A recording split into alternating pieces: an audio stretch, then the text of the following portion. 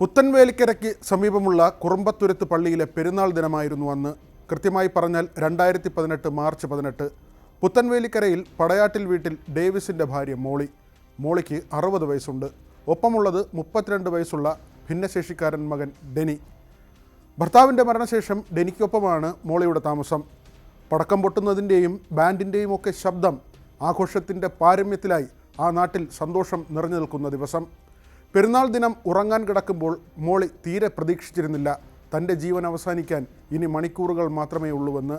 മോളിയെയും മകനെയും കൂടാതെ ഒരു അന്യസംസ്ഥാന തൊഴിലാളി കൂടി ഇവരുടെ വീടിനോട് ചേർന്ന ഔട്ട് ഹൗസിൽ വാടകയ്ക്ക് താമസിച്ചിരുന്നു.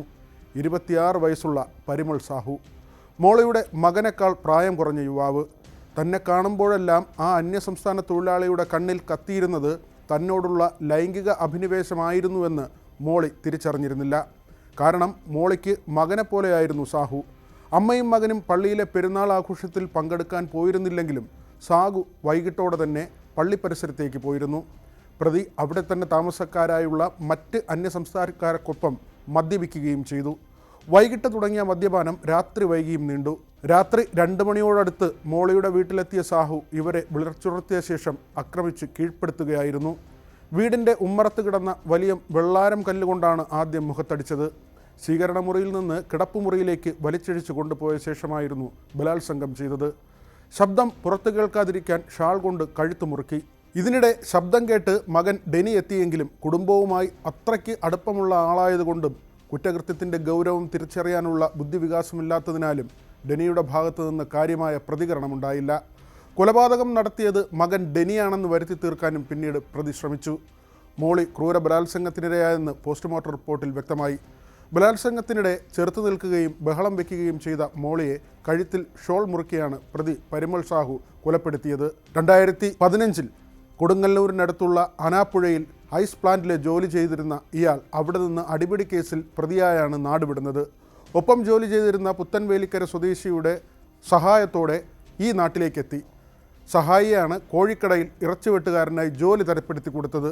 കുറച്ചുനാൾ ആ കടയിൽ ജോലി ചെയ്തു. പിന്നീട് അരി വിതരണം ചെയ്യുന്ന കുറുമ്പത്തുരുത്ത് സ്വദേശിക്കൊപ്പമാണ് ജോലി തേടി വീണ്ടും മോളിയുടെ വീടിനടുത്തേക്ക് എത്തുന്നത്. പുത്തൻവേലിക്കരയിൽ എത്തിയതോടെ മോളിയുടെ വീട്ടിൽ വാടകയ്ക്ക് താമസം തുടങ്ങി. അധികം വൈകാതെ ഇയാൾ വീട്ടിലെ വിശ്വസ്തനായി മാറി.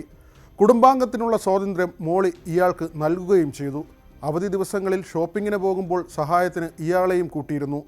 എന്നാൽ ഇയാളുടെ ലൈംഗിക താല്പര്യം തിരിച്ചറിയാൻ മോളിക്ക് കഴിഞ്ഞിരുന്നില്ല. പോലീസിൻ്റെ ചോദ്യം ചെയ്യലിന് മുന്നിൽ പ്രതിക്ക് അധിക സമയം പിടിച്ചു നിൽക്കാൻ കഴിഞ്ഞില്ല. മോളി തനിക്ക് പണം തരാനുണ്ടായിരുന്നുവെന്നും അതിൻ്റെ വൈരാഗ്യം മൂലമാണ് ആക്രമിച്ചതെന്നും ഇയാൾ പറഞ്ഞെങ്കിലും പോലീസ് വിശ്വസിച്ചില്ല. മോളി കൊല ചെയ്യപ്പെടുമ്പോൾ ക്രൂരമായി ബലാത്സംഗം ചെയ്യപ്പെട്ടിരുന്നുവെന്നതിൽ നിന്നു തന്നെ മോളിയുമായി ലൈംഗിക ബന്ധമുണ്ടായിരുന്നുവെന്ന പ്രതിയുടെ മൊഴി പച്ചക്കള്ളമാണെന്നും വ്യക്തമായി. പരിമൾ സാഹുവുമായി ബന്ധമുള്ള നാട്ടുകാരായ 2 പേരെ പോലീസ് പിന്നീട് കസ്റ്റഡിയിലെടുത്തെങ്കിലും ഇവർ കുറ്റക്കാരില്ലെന്ന് കണ്ടെത്തി വെറുതെ വിട്ടു. ഇപ്പോൾ ഇങ്ങനെ ഒരു കൊലപാതകത്തിൻ്റെ കഥ പറയാൻ കാരണം മോളിയെ കൊലപ്പെടുത്തിയതിന് സാഹുവിന് വധശിക്ഷ വിചാരണ കോടതി വിധിച്ചിരുന്നു. ആ വധശിക്ഷ ഇന്ന് ഹൈക്കോടതി റദ്ദാക്കിയിരിക്കുകയാണ്.